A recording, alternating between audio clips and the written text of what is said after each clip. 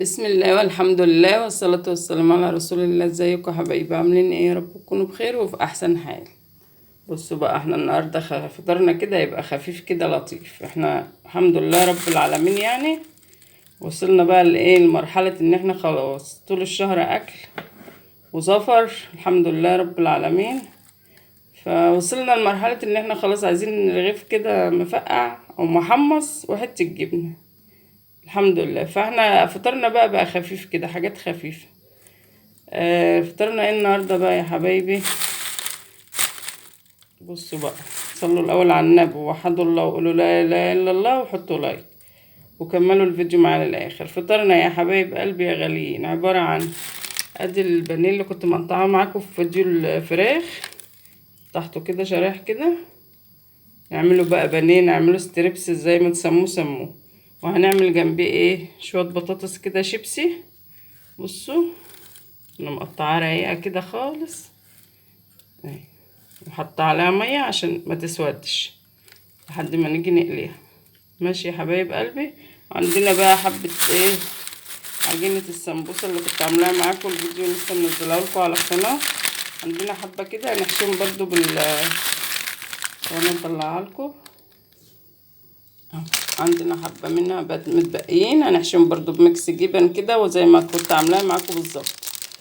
نروق تلاجتنا كده اول باول، ما نسيبش اي بواقي.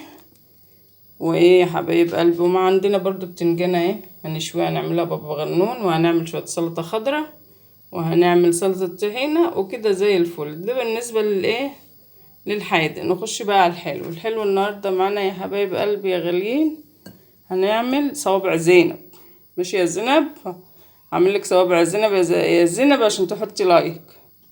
حطي لايك بقى يا زينب اهو، بس انا بعتلك صوابعك في طبق. ماشي يا حبايبي، هنعمل صوابع زينب، سيبنا من زين. احنا دلوقتي معانا ايه هنا بقى الحلويات بتاعتنا. كوباية ونص من الدقيق العادي، ونص كوباية من السميد البسبوسة. هم دول كده يعني جايين ايه، يعني زايدين على النص شوية. كان في حبة صغننين كده في الكيس فحطيتهم، يعني مش هيعملوا حاجة، مش هيأثروا.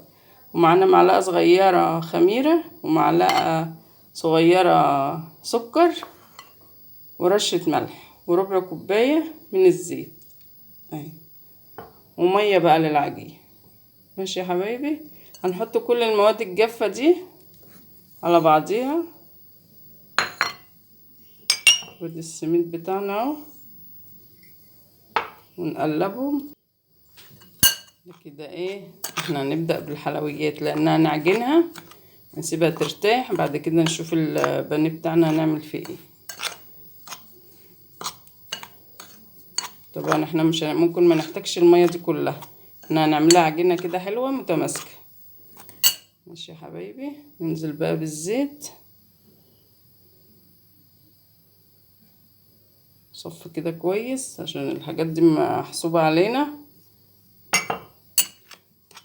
ونقلبه ونبسه كويس كده الزيت في الدقيق.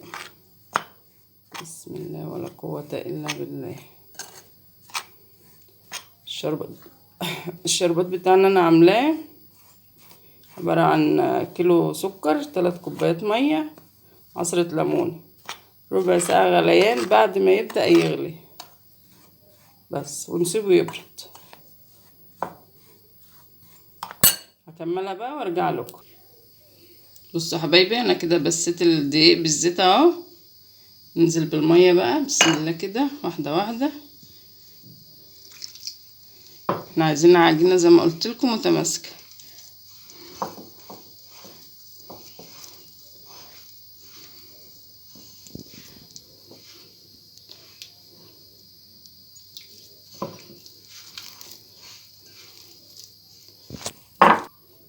بصوا يا حبايبي، انا كنت الكوبايه ما كانتش مليانه قوي، كانت تقريبا ناقصه لحد كده، فخدت كميه الميه دي يعني تقريبا كده نص كوبايه اهي. دول اللي اتبقوا عجينه. بصوا متماسكه وخلع من ايدينا، ما بتلزقش ولا اي حاجه.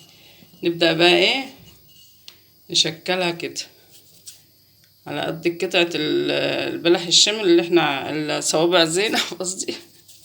اللي احنا عارفينها او اللي احنا عايزينها. بصوا هنشكلها كلها وهنسيبها ترتاح بالشكل ده، كور كده قد بعضيها او مش قد بعضيها يعني مش مشكلة.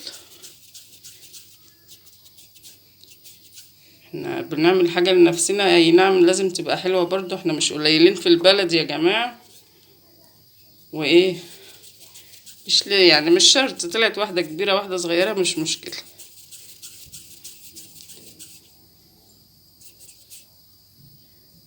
بس الحاجة ما بتبقى كلها مقاس واحد بيبقى شكلها حلو.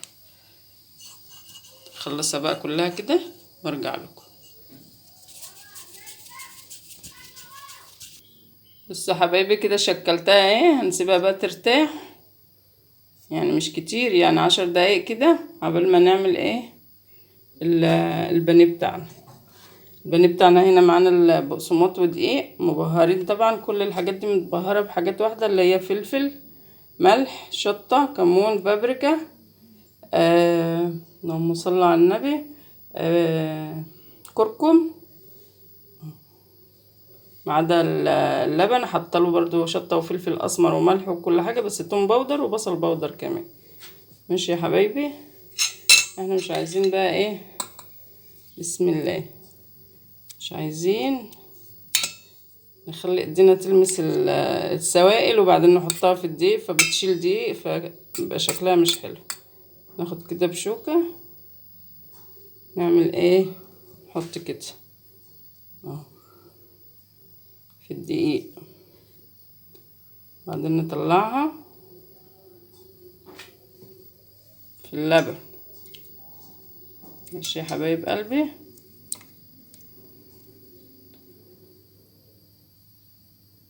بعدين نرجع في البيت تاني وبعدين في الدقيق، دقيق وبقسماط غلفها حلو كده. معلش بقى انا ماسكه التليفون بايدي وبشتغل بايد اهو. حطها هنا في طبق كده على ورقه عشان ما تلزقش في الطبق، وهكذا بقى الكميه.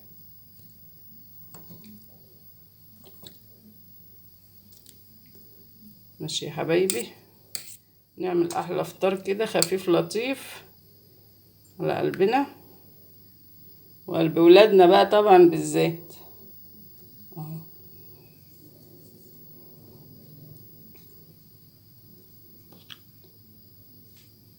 بس ولا نعمل حاجه بنمسك بايدينا ولا اي حاجه.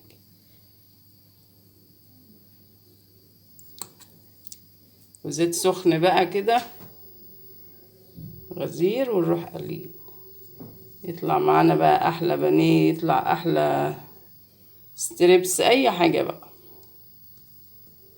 ماشي يا حبايب قلبي، اعمل بقى كل الكميه بالشكل ده عشان مطولش الفيديو عليكم وارجع لكم. صلوا بقى على النبي وحطوا لايك. بصوا يا حبايبي كده خلصت الكميه كلها اهي، غلفتها بقى بالبيض واللبن والدقيق والبقسماط. هدخلها التلاجة ايه تتماسك شويه. قبل ما تتماسك كده نشكل الصوابع زينب بتاعتنا ونقليها. انا مجهزه لها الشربات طبعا وبارد. تعالوا بقى يا حبايبي نشكل صوابع زينب. هنجيب ايه حاجه مثلا كده تدينا الشكل اللي احنا عايزينه، او الغربال او مصفى اي حاجه، وهتاخديها كده كده من الجنب عشان يطلع لنا الشكل ده. شايفين اهو يا حبايبي يا غاليين. بصوا ناخدها كده بجنب كده ونلف. شايفين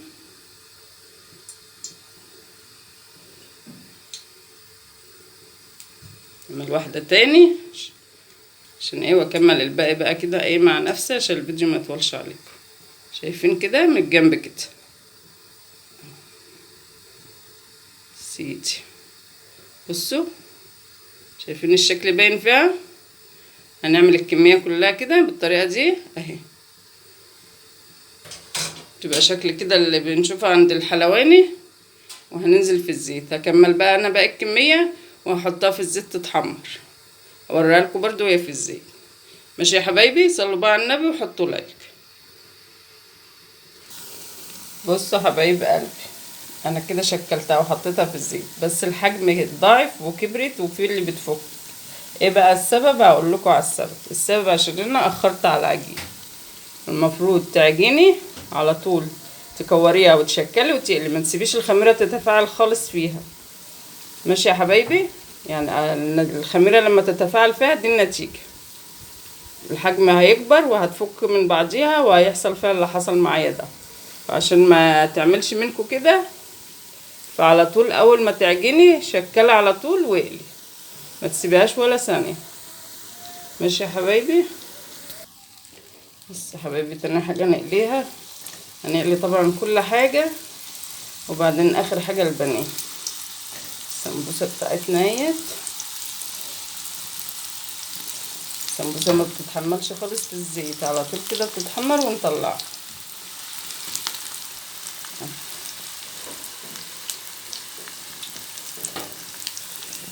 بقى الزينب الجميله بتاعتنا اهي، هي كبرت شويه في الحجم بس مش مشكله، بس اهي حاجه زي العسل، المقادير مظبوطه وزي الفل.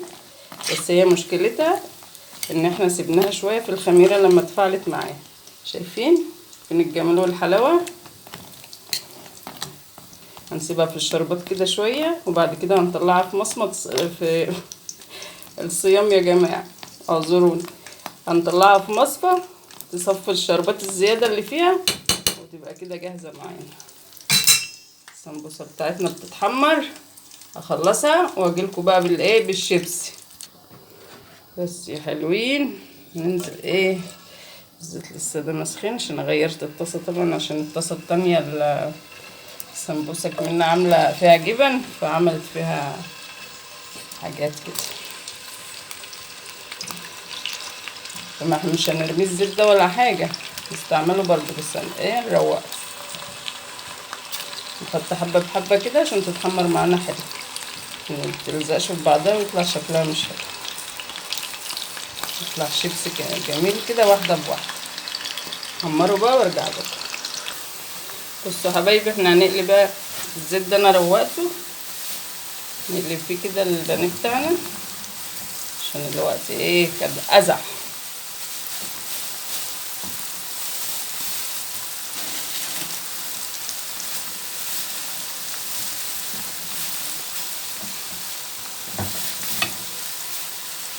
البطاطسات بتتحمر، الستريبس بتاعنا بيتحمر او البانيه، وكده الدنيا زي الفل. خلص بقى وارجع لكم. بس يا حبايبي، وده كان فطارنا النهارده، سلطه الطحينه، سلطه الخضراء، طبق المخلل الجميل، بابا غنون بتاعنا اهو، وادي السمبوسه طبعا انا عاملاها معاكم بالتفصيل في الفيديو اللي قبل ده، وادي الستريبس بتاعنا والشيبسي يعني ايه يا حبايبي، مش عارفه يعني الفيديو ماله النهارده. بصوا مقرمش يعني، الشيبسي لزق في الطاسه، مش عارفه ليه، بس الحمد لله في النهايه برضو طلع شيبسي وجميل وزي الفل، والحمد لله نحمد الله على اللي قسمه لنا. والبلح صوابع زينب اهيت جميله. بصوا والله شكلها حلو وجميل، بس هي يعني انا اتاخرت عليها سنه، المشكله اللي حصلت دي من التاخير عليها. فطبعا لما تعملوها بنفس المقادير بس على طول شكلوا واقلوا على طول، ما تسيبوش الخميره تتفاعل معاه، نص معلقه خميره بس. ماشي يا حبايبي، ورب الفيديو بقى بتاعنا النهارده يعجبكم، واللي بيشوفنا لاول مره ما اشتركش في القناه يشترك في القناه وفعلوا زر الجرس عشان يوصل لكم منا كل جديد. والسلام عليكم ورحمه الله وبركاته.